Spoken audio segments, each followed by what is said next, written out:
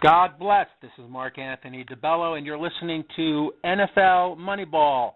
We're in Week 11 of the NFL season, and this program is being brought to you by NFL-ESP.com or NFL Expert Strategic Principles, and I am Mark Anthony DeBello, your host, and you can find more information on me at markanthonydebello.com, and more information again on this program at markanthonydebello.com by clicking on the Sports tab. So a lot to cover in this half an hour. The second 15 minutes of the second half of the program I'm going to devote to those of you with an investment mind toward sports and pro football in particular, whether that's fantasy or whatnot, or those of you who look at the game from the perspective of what we here at NFL ESP always call the power spread. And then I'm going to talk about some commentary here in the first 15 minutes about a variety of things, and want to get into that.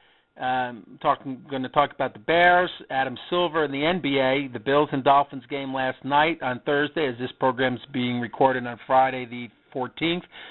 Brandon Marshall, some parity, Dallas and Detroit. I'm going to make some notes about them, New England and San Diego, and then talk about the power rankings and the playoffs, and then some power spread information about favorites. So I'm inspired by the fact that I'm hearing media members who are quote-unquote experts giving wrong advice, unrighteous opinions, inaccurate predictions. When I try to publicize this program on the internet, regrettably nobody's listening. I believe it or not. I don't know why. I certainly am not an expert at marketing by any way, shape or means, but I do know what I know about football, and when I market it, you hear me say prophetic, predictive, and productive or production. And the prophetic comes from God. He knows everything. He's omniscient, omnipresent, omnipotent, which means all-powerful, all-knowing, and he's everywhere. So you can't go wrong with God. He knows it all.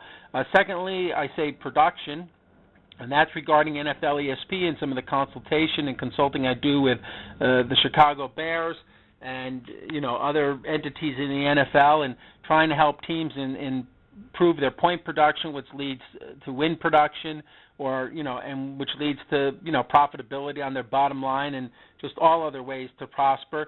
And then the third is predictions. And again, I mentioned fantasy, which is no more really, honestly, than two words I don't really use in this program, which is the G word and the B word, both end in ing.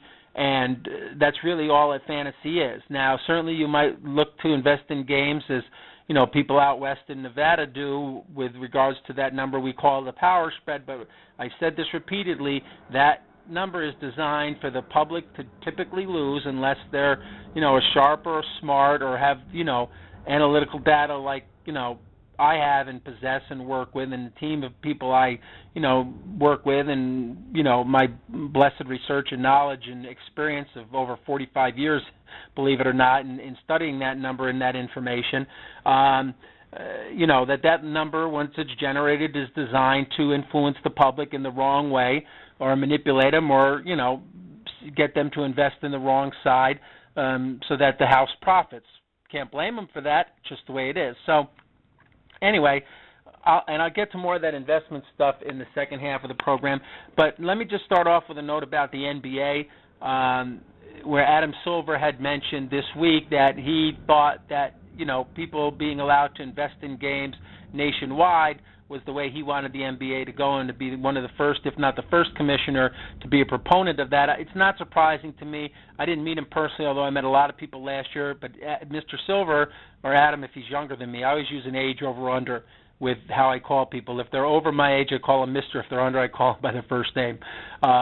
Something I was taught from my father when I was a kid. Not the over-under part, just the, to be respectful and respect your elders. But anyway, so Adam Silver came out, and I'm not surprised because he attended the MIT Sports Analytics Conference, and if you've ever attended this conference, it involves analytics, sports, and virtually everything, most of the heavy hitters or the more powerful players, if you will, and organizations in sports, from everybody from GMs down to, even presidents. I met a couple NFL presidents, team presidents last year, or actually three of them. So, it's not surprising that this has been integrated into his mindset, and it's ultimately, I guess, just a part, will be a part of the game at some point, although it is in certain states and institutions now, and like I said, fantasy and the way people think about it. I mean, when I worked at a Native American casino 20 years ago, up in Connecticut, a place called Foxwoods, I had predicted that you would see a Native American gaming establishment or other ones everywhere you probably and possibly could in the country, and you're seeing that now. Even my own hometown is looking to get a casino, which is in upstate New York. I mean, the odds of that were 1,000,000,000 to 1 20 years ago. But anyway, whether it's a riverboat or whether it's a Native American reservation or whether it's legalized or as it's called legal in Nevada, I mean, whatever the case, it's probably a matter of time. But believe it or not, I, as one who knows people in that industry, where the G and the B word is done, I believe it or not, I believe in the commissioners who have the integrity to say that, or the stance to say we believe in the integrity of the game and these two shouldn't cross lines. That's probably true, and that probably should still be the case. It's too sinful. There's too much, immorality in the G and the B word. There's always concerns with greed and deception when it comes to finances. I mean, it's just, believe it or not, at this point, I still believe in commissioners before, especially the NFL, who believe that these two worlds, if you will, shouldn't cross. And that's how I believe. It doesn't mean that data can't be used, because that's what NFL ESP really is. It uses that type of data that people have, I'm going to say, for lack of a better word, perverted to let you invest in it. But that data, as I noted, is a statistic, and I've always espoused and said that it's the most undervalued, misunderstood, underestimated statistic, not an opinion, in professional sports. People don't understand the value of that data, especially NFL head coaches. And regrettably, I'm going to start out here by noting the Bears, no coach more than my beloved coach and brother, Coach Trestman, who doesn't understand all of the information I try to relay to him, doesn't certainly apply it all. I mean, I can only do so much. I love Coach dearly. I think he's a great coach, and he's only getting better. But again, it's just, regrettable to me that the Bears couldn't improve their win production right now and be, instead of 3-6, be 4-5, which I know they could be in week 1 against Buffalo. And I'm just going to share with you, because again, most of this is in confidence, all of it, but I'm just going to let you know, listener, whomever you may be, about one aspect of this that I mentioned to Coach in a note to him this week. We had some, interaction where I said home field advantage, which was typically 3 points in the NFL, really is a low of 2.5 and a high of 4.5. The low is Jacksonville. The high would be Seattle, and then Denver would be 4 points typically on average for home field advantage. In 15 years of refining and getting this system, this NFL ESP system just right, especially the use of the power spread, home field advantage has reached its peak in the 15 years I've seen this. It's gone as high as 7 points. On an average, can be anywhere now between 3 and 7. Regrettably, the Bears I have as a low of 2.5 now with Jacksonville. But if you watched the game last night, I only saw the highlights of the Bills and Dolphins game. The Dolphins, who were at home, got 2 egregiously bad calls against the Buffalo of a safety in the end zone and a pass interference, which was questionable. This is typical. This is not anything that's surprising. I looked at a lot of teams this season. I mentioned some of the highs already in home field advantage. Seattle, Denver. I know Cincinnati, Philadelphia has always been high. Now I can see Miami. I mean, a lot of teams are getting really, profound, judgmental, biased, timely officiating calls in their favor. And that's, part of what point production is in the NFL and what truly home field advantage is. So the Bears really need to exercise that, and especially do so this week against Minnesota, because they're definitely not going to get it in New England and Green Bay, where they gave up 50 points in successive weeks. So that's really important. Another Bears note I wanted to make, which I did make the Coach, which is one of the aspects we talk about, which is spiritual. And again, the 4 we use are spiritual, motivational, X's and O's, and then the power spread information. But spiritually, I see Brandon Marshall is getting into debates on Twitter with fans and talking about battling and brawling. I had noted to Coach 2 weeks ago, and we've talked about this, Coach and I, for the last 10 years, but really more profoundly now than ever that you do not get into an argument or a debate with Satan, okay? And fans, many of them have a satanic mindset, okay? Simplistically put, they're troublemakers, they're just, rabble-rousers, whatever the case may be. They want to just bring down people higher than them, destroys people. But, when Eve was in the garden, the worst thing she did was get into an argument or a discussion with Satan. She got into a debate with Satan. He knows how to trick and tempt and twist words and to deceive better than anybody in the history of creation. So, that's when Adam listened to Eve, she ended up blaming the snake. Well, she shouldn't have talked to the snake in the first place, okay? And that would have kept, honestly, original sin out of the planet, okay? That's how Satan comes to us. God created the universe with words, and Satan has looked to destroy it with words, okay?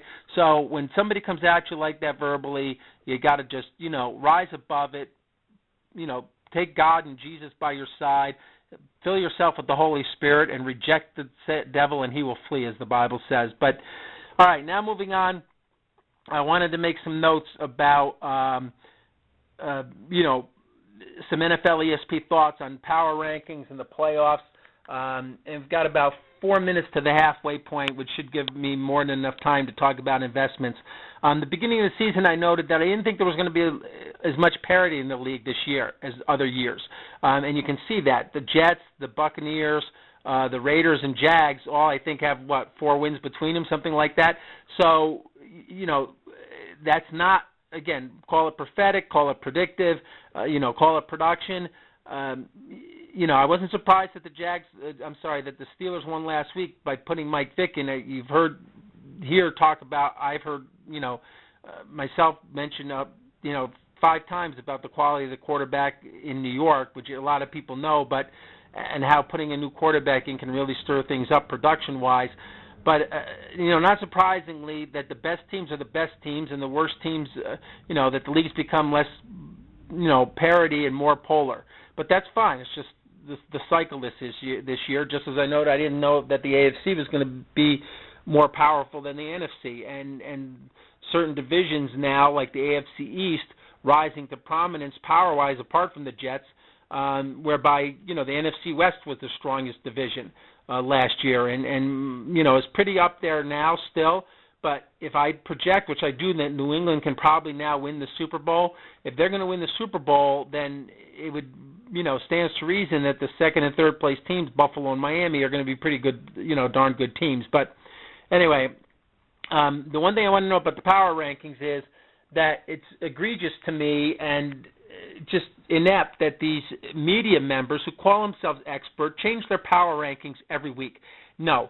Power rankings work like this, basically. You make them at the beginning of the season. If there's 32 teams, maybe 10% of those teams or 3 of those teams, your assessment of them should be changed by the end of the year, or would have been inaccurate, or that they did something to either, really raise or lower themselves. But typically the power spread should be something that's determined at the beginning of the year. It remains basically constant throughout the year, and it will lead to, indicate as an indicator of who the top 5 or the, top 6 best teams in the league are, and who's going to be the playoff teams. So it drives me batty that these people, these quote-unquote experts in the media, change their power rankings, and even then when they change it, they have them, I believe they assess them incorrectly, from week to week, and then go and change their playoff picks week to week. So if I had to give you the power rankings, which are very close, I think still basically the same, except for that little switch with the AFC, from what we had projected at the beginning of the season, I'm looking at New England as the top team, right there with Seattle's the best NFC team.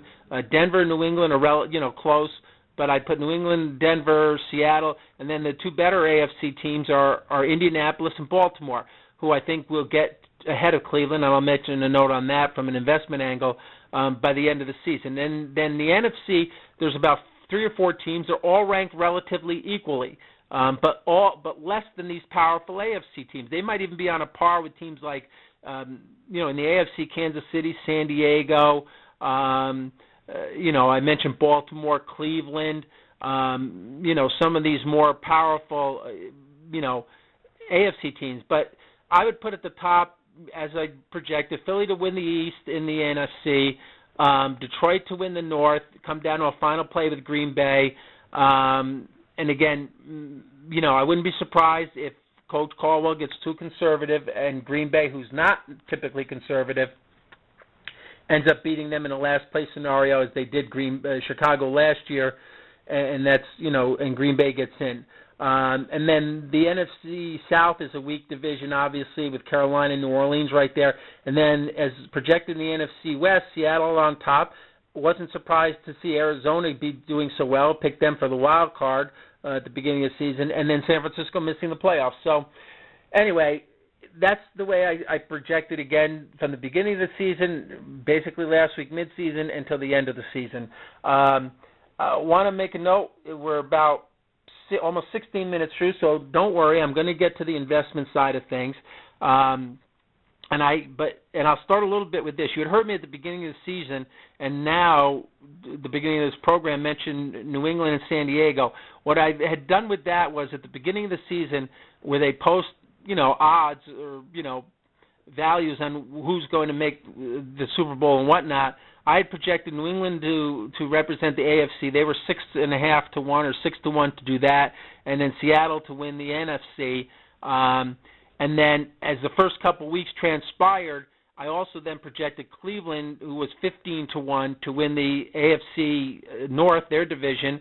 And then one of my partners, and I heard the media say, who would have projected, pick Detroit and Dallas at the beginning of the year? Well, I openly picked Detroit to win to do well. That's not surprising. One of my partners who's no longer with me because Satan actually just got to his mind, and God bless him and love him and forgive him, hopefully, prayerfully, one of these days if he should ever come forth and ask for an apology. But nonetheless, he played Dallas. Now, I know he did because he's probably more of a fan, but that's okay, and I don't think Dallas is even going to make the playoffs, but he did so at about 50 or 60 to 1. So they can be picked, okay? That goes out to the media, any media who might be listening.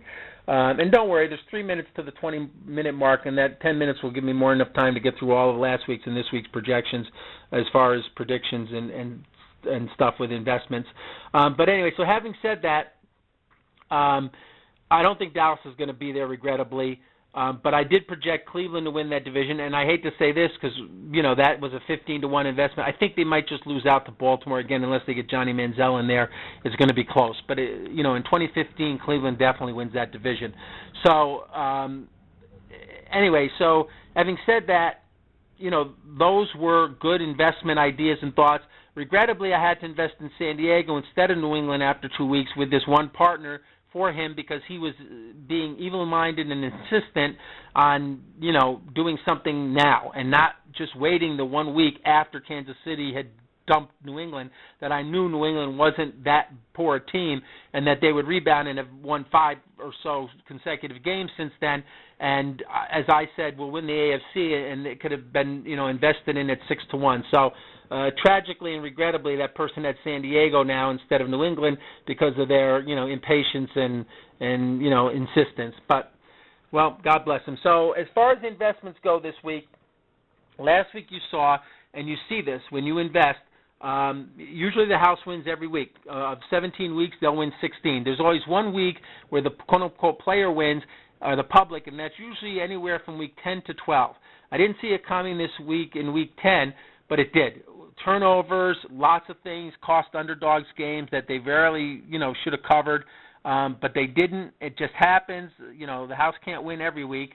But last week the public won on, in odd, certain odd ways and, officiating calls, turnovers, whatnot. So I expect this week you're going to see a lot of power spread underdogs cover. So last week, quickly, Cleveland, as we projected, covered Cincinnati. Dallas ended up beating Jacksonville. I thought Jacksonville could keep it close, and they were actually should have been in what we call the right side, but they didn't, because of some turnovers down the end. Miami-Detroit was a close game as projected. Not surprised Detroit won. Miami came off that big blowout victory. Buffalo kept it much closer to KC than the score indicated and should have covered that game. San Fran was a good play as a power spread underdog.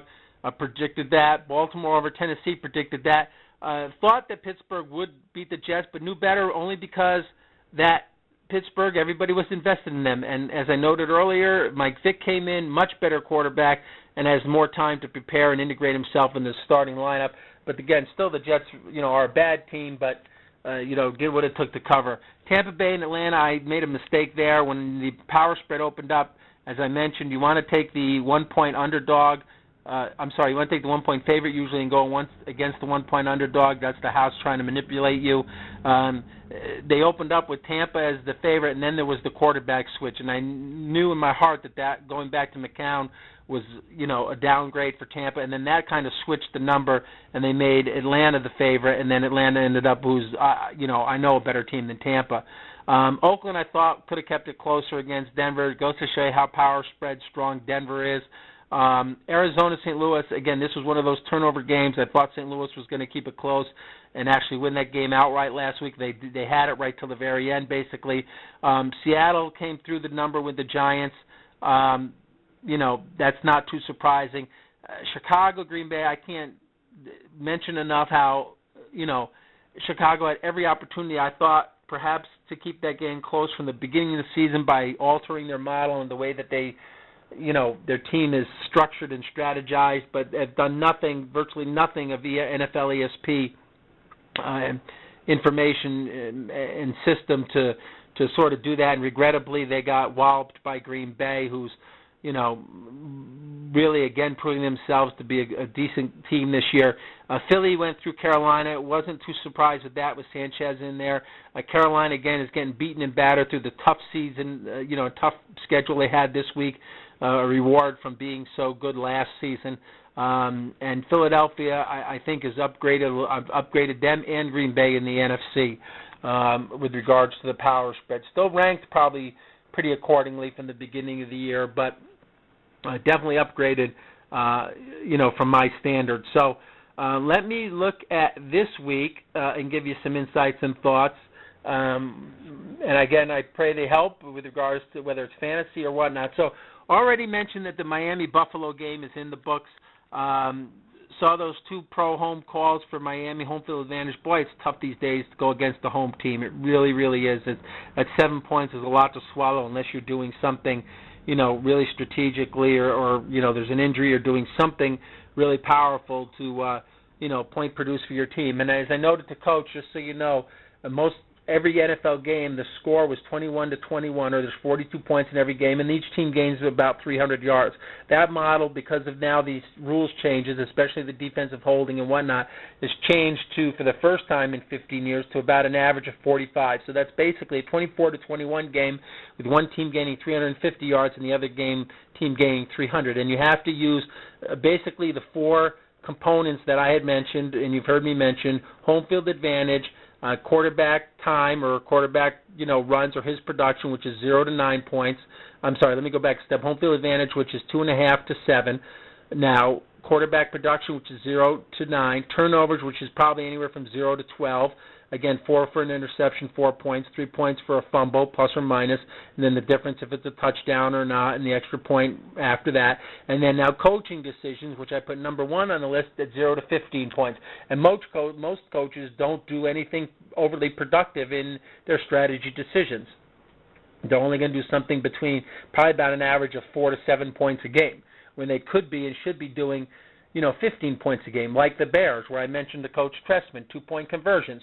They're 2 for 2 this season in a game that was meaningless, the blowout to New England, and on just as theoretically, on their 3rd down and 2s, they're 5 out of 6 this year. So basically, that would be 7 out of 8 when it comes to doing a 2-pointer conversion, and that's 7 2-point conversions is 14 points, and 8 for 8 on extra points is 8. So that's 6 extra points over the span of just those games, if not, even more so than just the season. But, again, and I see this now with the rules changes. I've been a proponent of going for 2-point conversions since the beginning when they instituted that rule and, inducing long pass interference call penalties.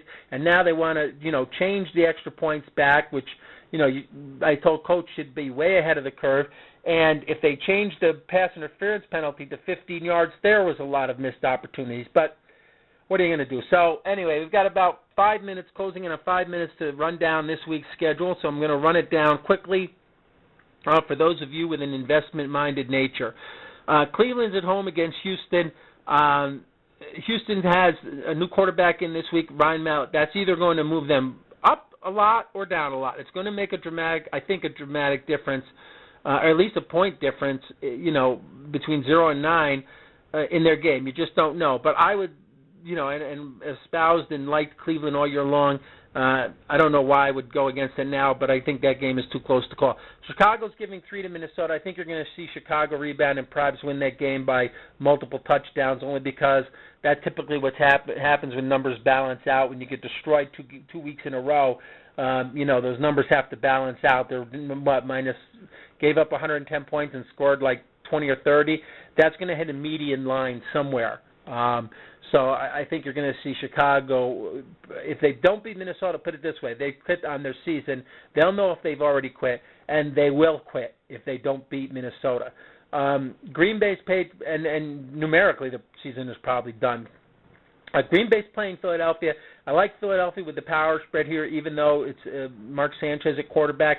I think those teams are probably almost relatively equal, so that those points are too many. Again, you got to watch Green Bay. They do get good home calls up there, and Philly really suffers when they don't get home calls. But I think Philadelphia those teams are virtually equal to me, okay? And I think by the end of the season you're going to see that come the playoffs.